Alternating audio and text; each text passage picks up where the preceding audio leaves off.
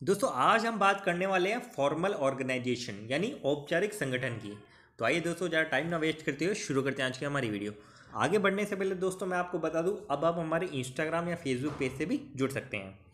तो दोस्तों यदि बात की जाए किसकी, फॉर्मल यानी कि औपचारिक संगठन की। मान लो दोस्तों आप किसी कंपनी में कार्य करते हैं, तो जब हम किसी ऑफिस में काम करते हैं तो कौन सी ड्रेस पहन के जाते हैं बताओ। आपने सुना होगा कि हम फॉर्मल वियर पहनते हैं। बोले यार फॉर्मल वियर सही रहता है किसके लिए, कंपनी के लिए या ऑफिस के लिए। इसी तरह यदि दोस्तों हम किसी पार्टी में जाते हैं या घूमने जाते हैं तो हम क्या पहनते हैं, हम उस समय कैजुअल वियर पहनते हैं। तो ये वर्ड वही है, formal wear casual wear. Formal का मतलब क्या हो गया कि हमें एक डिसेंट कपड़े पहनने हैं जो ऑफिस के लिए उपयुक्त है ना, फॉर्मल। अब दोस्तों आप फॉर्मल वियर पहनकर ऑफिस में गए, आपके ऑफिस का टाइम है 10 बजे, तो मतलब आपको 10 बजे जाना है। आपको सबसे पहले अपने जो वर्कर से आपके जो अंडर में आते हैं उनसे रिपोर्ट लेनी है। और दोस्तों मान लो आपको हर शाम को 5 बजे तक आगे रिपोर्ट देनी है, आपका लंच 1 बजे होता है।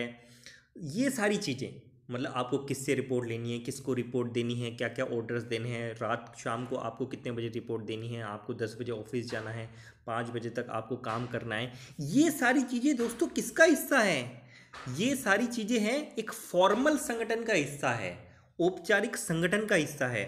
जब किसी संगठन में काम करने की अपनी एक प्रोसेस होगी, रूल्स होंगे, मेथड्स होंगे, आपकी जॉब प्रोफाइल होगी, जब ये सारी चीज़ें किसी संगठन में वेल डिफाइंड होगी ना, तो वह संगठन दोस्तों क्या कहलाएगा, फॉर्मल संगठन या फिर औपचारिक संगठन कहलाएगा।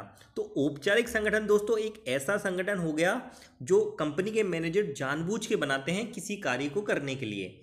और साथ ही दोस्तों इसमें वे अपने कर्मचारियों के अधिकार और उत्तरदायित्व डिफाइन करते हैं कि इनके ये अधिकार हैं और ये इनके उत्तरदायित्व हैं। तो दोस्तों ये तो बात रही कि फॉर्मल ऑर्गेनाइजेशन होता है उसका मतलब क्या होता है, ठीक है। अब यदि दोस्तों हम बात करें इसके लक्षणों की, तो इसके लक्षण दोस्तों या फिर फीचर्स सिंपल ही हैं। क्या है, यह दोस्तों हमें ये बताता है कि कौन किसको रिपोर्ट करेगा। मैंने बताया आपके अधिकार और आपके दायित्व वेल डिफाइंड होते हैं, आपको किसको रिपोर्ट देनी है, किससे रिपोर्ट लेनी है, ये सारी चीज़ें इसमें आती है। तो इसका पहला फीचर क्या हो गया कि कौन किसको रिपोर्ट देगा, यह हमें औपचारिक संगठन बताता है। और दोस्तों क्या बताता है, दूसरा फीचर क्या हो सकता है इसका कि इसमें कंपनी के नियम व कार्यविधियाँ, मैंने बताया रूल्स एंड मेथड्स और जॉब प्रोफाइल दिए गए होते हैं, ठीक है साहब। इसके अलावा दोस्तों औपचारिक संगठन क्या है, सभी विभागों को एक साथ बांधने का काम करता है, ठीक है। इसके अलावा दोस्तों औपचारिक संगठन जो है प्रबंधक द्वारा जानबूझकर बनाया जाता है, मैंने जैसे कि बताया। इसके अलावा औपचारिक संगठन अधिकार और उत्तरदायित्व की एक रेखा बनाता है, मैंने बताया जैसे कि। इसके अलावा दोस्तों यह संगठन एक संगठन में सभी कर्मचारियों के प्रति कम्युनिकेशन की चेन बनाता है। कम्युनिकेशन की चेन का मतलब जैसे मान लो सबसे जो नीचे लेवल का कर्मचारी है वो किसको रिपोर्ट करेगा, उससे ऊपर का लेवल वो अपने उच्च लेवल मैनेजर को रिपोर्ट करेगा। इसके अलावा किससे रिपोर्ट लेगा, किसको रिपोर्ट देगा, ये सारी चीज़ें कम्युनिकेशन की चीज़ें होती हैं। तो ये एक चेन बना देता है फॉर्मल संगठन। फॉर्मल में क्या है, वेल डिफाइंड होता है सारी चीज़ें कि किसको रिपोर्ट देनी है, किससे लेनी है, किसको क्या मैसेज देना है, किससे ऑर्डर लेने हैं, सारी चीज़ें फॉर्मल होती है, वेल डिफाइंड होती है, ठीक है। तो ये इसके फीचर्स हैं। अब दोस्तों बात की जाए यदि इसके फ़ायदों की, तो फ़ायदे सिंपल से हैं। क्या है कि यह इसमें कार्य व्यवस्थित रूप से होता है। जब एक फॉर्मल संगठन होता है उसमें सभी कार्य एक वेल मैनेजमेंट वहाँ पर कार्य करता है और कार्य व्यवस्थित रूप से होता है। दूसरी चीज़ है कन्फ्यूजन की स्थिति नहीं रहती। अरे यार आपको पता है कि आपको क्या करना है, आपका जॉब प्रोफाइल वेल डिफाइंड है, तो यहाँ पर कन्फ्यूजन की स्थिति नहीं है ना। आपको पता है आपको किससे ऑर्डर लेने हैं, किसको ऑर्डर देने हैं, तो वहाँ पर कन्फ्यूजन की स्थिति नहीं होती है। इसमें दोस्तों आदेश की एकता का पालन किया जाता है। इसके अलावा दोस्तों बोल सकते हैं कि इसमें कार्य की पुनरावृत्ति नहीं होती। क्यों? क्योंकि सबका कार्य वेल डिफाइंड है, सबको पता है कि क्या करना है, तो कार्य की पुनरावृत्ति नहीं होगी, सीधी सी बात है। इसके अलावा कोऑर्डिनेशन जो है, आपस में सामंजस्य जो है बेहतर होगा। ये इसके कुछ फ़ायदे बोल सकते हैं हम। अगर दोषों की बात की जाए तो दोष भी है इसके। क्यों? दोष क्या है कि कोई निर्णय लेने में अनावश्यक डिले होता है, अनावश्यक विलंब होता है। कैसे?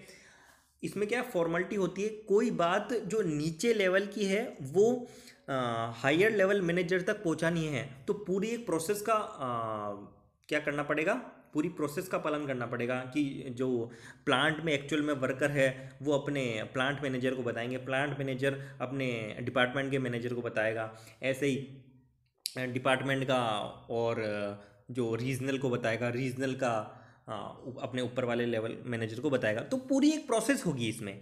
तो इसमें क्या है, कई बार जो है अनावश्यक डिले होता है और कई अवसर हमारे हाथ से निकल जाते हैं। ठीक है।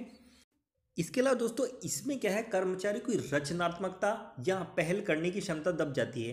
क्यों? क्योंकि क्या है, सारी चीज़ें एक फॉर्मेलिटी का हिस्सा हो जाती है कि आपको ये काम करना है, फॉर्मल हो जाता है। फॉर्मल में क्या है, आदमी को सारी चीज़ें पहले से बता दी जाती है, तो आदमी अपनी तरफ से कुछ रचनात्मकता या पहल या इनोवेशन नहीं कर पाता है, तो उनकी पहल क्षमता दब जाती है। इसके अलावा दोस्तों इसमें कर्मचारियों की सामाजिक जो सोशल नीड्स हैं उनकी अवहेलना की जाती है, क्योंकि इसमें दोस्तों क्या है, काम से ही मतलब होता है। इस संगठन में केवल काम पर ही ज़्यादा ध्यान दिया जाता है, कर्मचारियों से मतलब नहीं होता, काम होना चाहिए, वही एक फॉर्मल संगठन का हिस्सा होता है। ठीक है। तो दोस्तों ये है क्या, फॉर्मल ऑर्गेनाइजेशन या फिर औपचारिक संगठन। उम्मीद करता हूँ आपको समझ में आया होगा। आने वाली वीडियो में दोस्तों हम क्या बात करेंगे कि इनफॉर्मल ऑर्गेनाइजेशन क्या होता है। सिंपल सी बात है, वो इससे उल्टा होगा एकदम, फिर भी हम आने वाली वीडियो में उसकी बात करेंगे। तो आज के वीडियो में दोस्तों बस इतना ही। वीडियो यदि पसंद आए तो वीडियो को लाइक करें, चैनल को सब्सक्राइब करें और शेयर भी करें। धन्यवाद।